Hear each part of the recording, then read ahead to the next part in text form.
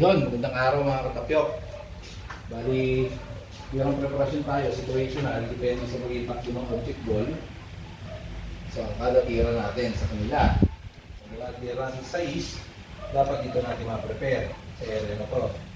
So, para mangyari yun, dapat pagbanda rito, dito takbo. So, para mangyari yun, pectus nun, ilalim kaliwa. So, yun lang, dapat careful ka sa pag-pectus. Kasi bawat pectus niyan, may kanya-kanyang ball movement ng cue ball yan. So, yun lang, careful ka lang sa pag-pectus. Kung ilalim kaliwa, pero banda dito ka lang.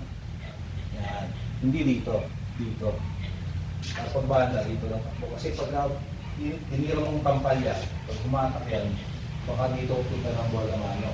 Tamaan 7, hindi mo ma-prepare ng maayos. Pag ilalim kaliwa, dito lang. Yung tampal.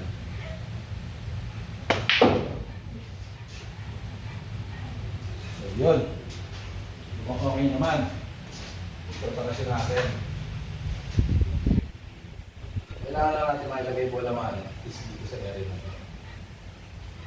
Ilalim or pwede rin dito. At ilalim kaliwa ulit tayo dito para mangyari yun.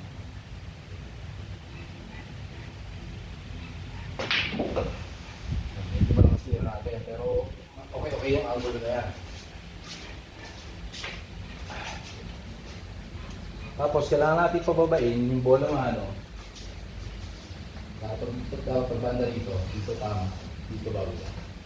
So ilalim kanan naman tayo dito.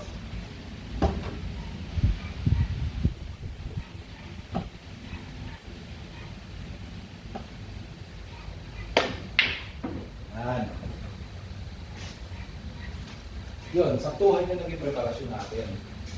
Yung ginapaganda. May last ball na tayo sa 9.